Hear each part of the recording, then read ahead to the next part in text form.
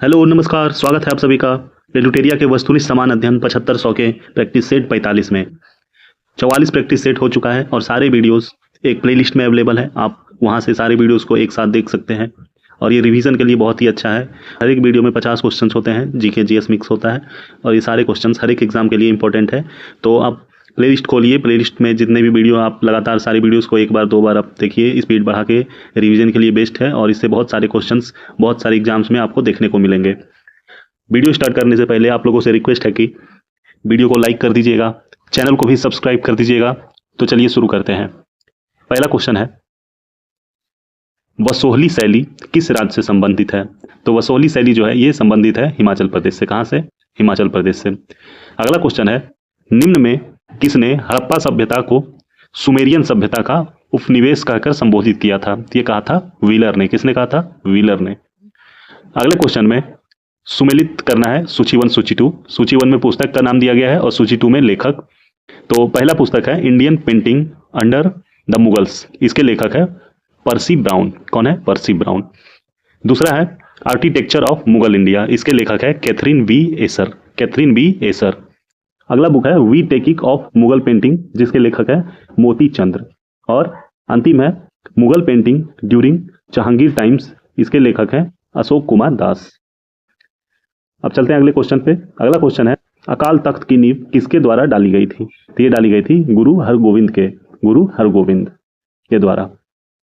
निम्न में किसने हुमायूं को इंसान ए कामिल कहकर संबोधित किया था? तो ये कहा था अबुल फजल ने। किसने कहा था? अबुल फजल ने। निम्न में किस शासक ने सुल्तान उल अदल की उपाधि धारण की थी? तो ये धारण किया था शेरशाह ने। किसने? शेरशाह।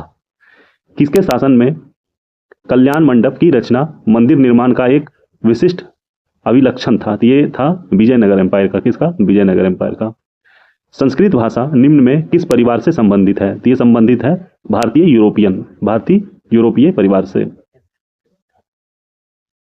महात्मा गांधी राष्ट्रीय ग्रामीण रोजगार गारंटी योजना की मजदूरी दरें निम्न में किस आधार पर संशोधित की जाती है? तो ये संशोधित की जाती है उपभोक्ता मूल्य सूचकांक, उपभोक्ता मूल्य सूचकांक यानी कि कृषि श्रमिक के आधार पर। निम्न में सर्वप्रथम कृषकों को तकावी ऋण प्रदान किया था? किसने किया था? ये किया था मुर्शिद कुली खान ने। किसने? मुर्शिद कुली खान। गिरिया के युद्ध में किसकी हत्या कर अली वर्दी खां बंगाल का नवाब बना था? तो ये हत्या किया था इसने सरफराज खान का। किसका? सरफराज खान का। निम्न में किसने नौसेना बोर्ड की स्थापना की थी? तो ये किया था टीपू सुल्तान ने। किसने किया था? टीपू सुल्तान। जॉर्ज वार्लो के शासनकाल में वेल्लोर का सिपाही विद्रोह किस वर्ष हुआ था? ये हुआ था 1806 ईस्वी में। 1806 ईस्वी में। किसने कहा था कि मेरा मूल्यांकन मेरे कार्यों से करना, शब्दों से नहीं? तो ये कहा था रिपन ने। किसने कहा था? रिपन ने। संविधान के किस अनुच्छेद में विनियोग विधेयक का उल्लेख किया गया है? तो ये किया गया अनुच्छेद 114 में। भारत के संविधान में निम्न में से किसे संशोधित नहीं किया जा सकता? तो यह है न्यायिक समीक्षा। न्यायिक समीक्षा, इसे संशोधित नहीं किया जा सकता। अगला क्वेश्चन है, निर्वाचन से संबंधित VSVEEP कार्यक्रम का मुख्य उद्देश्य क्या है? तो इसका मुख्य उद्देश्य होता है मतदाता मतदान प्रतिशत और सूचित भागीदारी बढ़ाने हेतु। निम्नलिखित में से किन चोटियों का उनके राज्य के साथ मिलान सही है? एक तरफ चोटी दिया गया है पहाड़ का और वो बताना कि कौन से राज्य में है, ये सही सुमेलित किया हुआ है। तो इसमें डोडा बेटा ये तमिलनाडु में है, ये सही है। फिर नंदा देवी उत्तराखंड में है, ये भी सही है। सारामती ये नागालैंड में है, ये भी सही है। और अनईमुड़ी जो कर्नाटक दिया गया है ये गलत है, ये अनईमुड़ी कर्नाटक में नहीं बल्कि तमिलनाडु में है। पृथ्वी के भूगर्भीय इतिहास के किस युग में डायनासोर अपने सबसे बड़े आकार तक पहुंचे थे? तो ये पहुंचा था क्रीटेशियस। भारत का बृहत्तम क्षेत्र निम्न में से किस प्रकार का मृदा से आच्छादित है? तो इसका आंसर हो जाएगा इंसेप्टिसोल। क्या होगा? इंसेप्टिसोल। कोरापुट खान किस राज्य में स्थित है? तो कोरापुट खान है स्थित उड़ीसा में। कहां पे? उड़ीसा में। निम्नलिखित में से कौन अपर्दन मूलक मैदान का उदाहरण है? तो दिए गए जितने भी ऑप्शंस हैं ये सारे होंगे फिनलैंड का मैदान, उत्तर यूरोप का मैदान, कनाडा का पूर्वी क्षेत्र का मैदान। निक्षेपण की क्रिया के द्वारा नदियां, हिमानी, सागरीय तरंगों से जो मैदान का निर्माण होता है उसे क्या कहा जाता है? तो उसे कहा जाता है निक्षेपण मूलक मैदान। निक्षेपण मूलक मैदान। इलेक्ट्रॉन सूक्ष्मदर्शी चाक्षुष सूक्ष्मदर्शी से अधिक आवर्धन क्यों देती है? तो इसका आंसर होगा इलेक्ट्रॉन की तरंग दैर्ध्य जो होती है ये चाक्षुष प्रकाश की तरंग दैर्ध्य से कम होती है, इसीलिए अगला क्वेश्चन, निम्न में कौन और संपर्क बल नहीं है? तो इसका आंसर होगा घर्षण बल। कौन सा? घर्षण बल।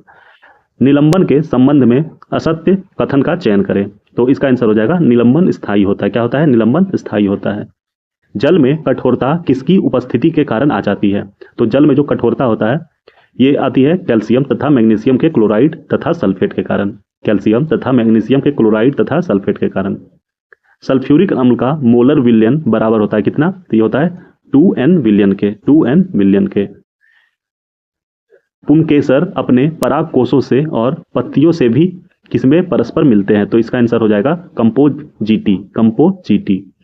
मानव में ध्वनि किसके द्वारा उत्पन्न होती है? ये होती है वाक्य यंत्र के द्वारा। किसके? वाक्य यंत्र। पुलित्जर पुरस्कार विजेता प्रथम भारतीय निम्न कौन है? तो दिए गए ऑप्शंस में जो है गोविंद बिहारी लाल ये पहले भारतीय थे जिसने कि पुलित्जर पुरस्कार जीता था। परिचकली लोक नृत्य का संबंध किस राज्य केंद्र शासित प्रदेश से है? तो यह है लक्षद्वीप से। कहां से? लक्षद्वीप। अंतरराष्ट्रीय आणविक ऊर्जा एजेंसी यानी कि IAEA की स्थापना किस वर्ष की गई थी? तो इसकी स्थापना हुई थी 1957 ईस्वी में। केंद्रीय कपास अनुसंधान संस्थान कहाँ है? तो यह है नागपुर में। कहाँ पे? नागपुर। भारत में प्रथम कृषि विज्ञान केंद्र की स्थापना की गई थी। कब की गई थी? तो ये की गई थी 1974 ईस्वी में। राष्ट्रीय आय के अनुमान का प्रथम सरकारी डाटा आकलन कब जारी किया गया था? तो ये किया गया था 1948 से 1949 ईस्वी के बीच। अगला क्वेश्चन, ऐसी स्थिति जिसमें मुद्रास्फीति तथा मंदी दोनों ही स्थितियां साथ साथ बनी रहे क्या कहलाती है? ये कहलाती है स्टैगफ्लेशन। क्या कहलाती है? स्टैगफ्लेशन। प्रथम पंचवर्षीय योजना जो कि 1951 से 1956 तक रहा था की योजना का जो मसौदा तैयार करने में शामिल युवा अर्थशास्त्री कौन थे? तो ये थे KN राज। कौन थे? KN राज। निम्नलिखित युग्मों पर विचार कीजिए। एक तरफ रोजगार है, दूसरी तरफ कार्य की प्रकृति। इसमें बताना है कि कौन सा सही सुमेलित है। इसमें तीनों सही है। पहला है ब्लू कॉलर जो कि शारीरिक श्रम से रिलेटेड है। दूसरा है गोल्ड कॉलर जो कि अत्यधिक कुशल श्रमिक। और तीसरा है रेड कॉलर जो कि सरकारी कर्मचारी। निम्नलिखित में से कौन सा एक साख नियंत्रण का गुणात्मक उपकरण है? तो इसका आंसर होगा मार्जिन आवश्यकताएं। मार्जिन आवश्यकताएं। आर्थिक विकास की व्याख्या का आधार है क्या है? तो इसका आधार है सकल राष्ट्रीय उत्पाद, प्रति व्यक्ति आय और आर्थिक कल्याण। ये सारे। श्रम प्रधान तकनीक किस अर्थव्यवस्था में चुनी जाती है? तो इसका आंसर होगा श्रम अधिशेष वाली अर्थव्यवस्था में। क्या होगा इसका आंसर? श्रम अधिशेष वाली अर्थव्यवस्था में। प्रधानमंत्री ग्रामोदय योजना की शुरुआत किस पंचवर्षीय योजना के अंतर्गत हुई थी? तो ये हुई थी 9वीं। कब हुई थी? 9वीं। द एक्सीडेंटल प्राइम मिनिस्टर पुस्तक के लेखक कौन है? तो इसके लेखक हैं संजय बारू। यदि आपका भार पृथ्वी पर 38 किलोग्राम है तो आपका भार बुध ग्रह पर कितना होगा? तो बुध ग्रह पे होगा 144 किलोग्राम। बुध ग्रह पे जो है ग्रेविटेशनल फोर्स ज्यादा है, इसीलिए वहां पे पृथ्वी के कंपैरिजन वहां पे वेट भी बढ़ जाएगा। और चांद पे कम होता है 1/6, इसीलिए वहां पे पृथ्वी के अनुसार चांद पे 1/6 हो जाता है। भारतीय संविधान की 6ठी अनुसूची किन 4 राज्यों को छोड़कर अन्य राज्य में अनुसूचित क्षेत्रों तथा अनुसूचित जनजातियों प्रशासन और नियंत्रण से संबंधित है? तो इसका आंसर होगा असम, मेघालय, त्रिपुरा और मिजोरम। असम, मेघालय, त्रिपुरा और मिजोरम। रूस में यूराल पर्वत किस प्रकार के पर्वत हैं? तो ये हैं पुराने वलित पर्वत। पुराने वलित पर्वत। बादलों का आकार किस पर निर्भर करता है? तो ये करता है वाष्पीकरण चक्र पे। वाष्पीकरण चक्र पे। बारिश और हिमपात एक साथ होने की अवस्था को क्या कहते हैं? तो इसको कहते हैं बर्फीली बारिश। बर्फीली बारिश। अगला और अंतिम question, Tata institute of social science यानी कि TISS कहाँ स्थित है? तो ये है मुंबई में। कहाँ पे? मुंबई में। अब कुछ स्मरणीय तथ्य है, इसको भी पढ़ लेते हैं। इसमें चोल साम्राज्य के बारे में बताया गया है। तो पहला पॉइंट है, राजा राज 1 ने तंजौर में राजराजेश्वर का शिव मंदिर बनवाया था। चोल प्रशासन में भाग लेने वाले उच्च पदाधिकारियों को पेरुंदरम एवं निम्न श्रेणी में पदाधिकारियों को सेरुंदरम कहा जाता था। संपूर्ण चोल साम्राज्य 6 मंडलों यानी कि प्रांत में विभक्त था। चोल काल में भूमि कर उपज का 1/3 भाग हुआ करता था। ब्राह्मणों को दी गई कर मुक्त भूमि को चतुर्वेदी मंगलम कहा जाता था। क्या कहा जाता था? चतुर्वेदी मंगलम। चोल काल में कंजलू सोने के सिक्के थे। तमिल साहित्य का त्रिरत्न कहा जाता है किसको? तो पहला है कम्बन, दूसरा है ओट्टक पुट्टन और तीसरा है पुंगलेंदी। कन्नड़ साहित्य का त्रिरत्न कहा जाता है किसको किसको? पहला है पंपा, पोन्ना और रन्ना। विष्णु के उपासक अलवार व शिव के उपासक नयनार संत कहलाते थे। तो इसी के साथ ये वीडियो यहीं पे समाप्त होता है। आई होप पसंद आया होगा आप लोगों को। वीडियो को लाइक कर दीजिएगा, आप लोगों से रिक्वेस्ट है, और चैनल को भी सब्सक्राइब कर दीजिएगा ऐसे ही अच्छे अच्छे जीके जीएस और करंट अफेयर के वीडियोस और प्रैक्टिस सेट्स के लिए। धन्यवाद।